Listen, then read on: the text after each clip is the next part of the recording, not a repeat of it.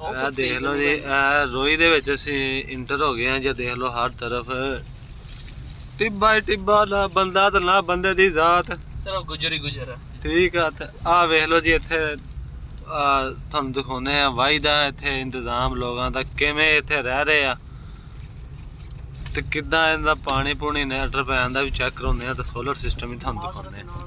ਪਹਿਲਾ ਗੇਅਰ ਆਏ ਆਏ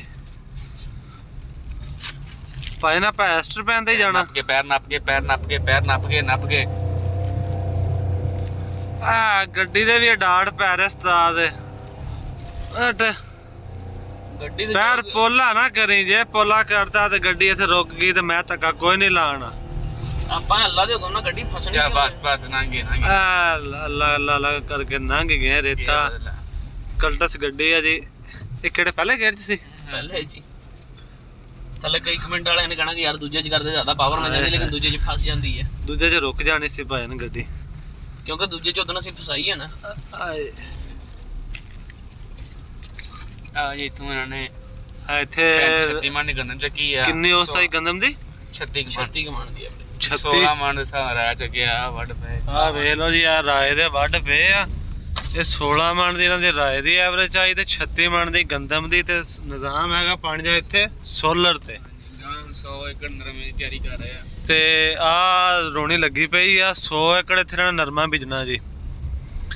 ਇਹ ਰੋਈ ਦੇ ਵਿੱਚ ਫੋਟਾਬਾਸ ਦਾ ਏਰੀਆ। ਆ ਡੇਰਾ ਬਣਾਇਆ ਇਹਨਾਂ ਨੇ। ਸਾਡੇ ਪਜਾਰੋ ਦਾ ਹਾਲ ਆ ਵੇਖ ਲਓ, ਰੋਈ ਦੇ ਵਿੱਚ ਮਿੱਟੀ। ਆ ਪਿੱਛੋਂ ਆਏ ਹੈ, ਆ ਵੇਖ ਲਓ ਜੀ, ਆ ਦਿਖਾਏ। ਇਹ ਦੇਖ ਲਓ ਮਿੱਟੀ, ਇਹ ਦੇਖ ਲਓ।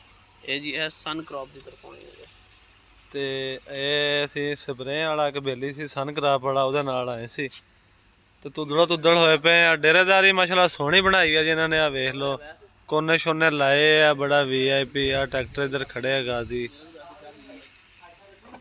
ਤੇ ਆ ਆਪਣਾ ਦੋਸਤ ਆ ਜੀ ਅਸਾਮਾ ਭਾਈ। ਕੀ ਹਾਲ ਆ ਭਾਜਨ? ਸਰ ਤੁਸੀਂ ਸੁਣਾਓ, ਠੀਕ ਹੋ? ਤੇ ਨਰਮੇ ਦੀ ਵੈਰਾਈਟੀ ਦੇ ਬਾਰੇ ਤੂੰ ਦੱਸਣਾ ਹੁਣ ਮੈਨੂੰ, ਇਹਦਾ ਕਿਹੜੀ ਕਿਹੜੀ ਬੀਜੀ ਰੋਈ ਵਿੱਚ ਇਹਨਾਂ ਨੇ। ਤੁਹਾਨੂੰ ਸਾਰਾ ਵਿਜ਼ਿਟ ਕਰਾਉਣੇ ਨਾਲ, ਤੁਹਾਨੂੰ ਸਾਰਾ ਦੱਸਦੇ ਆ। ਤੇ ਇਹ ਤੁਹਾਨੂੰ ਦਿਖਾਵਾਂਗੇ ਜੀ ਨਰਮੇ ਦਾ ਇੱਥੇ ਬੀਜਿਆ ਹੋਇਆ।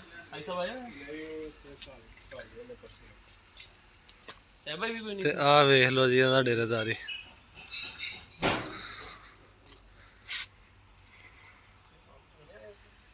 ਮਾਸ਼ਾਅੱਲਾ ਸੋਹਣਾ ਡੇਰਾ ਬਣਾਇਆ ਜੀ। ਆ ਵੇਖ ਲਓ।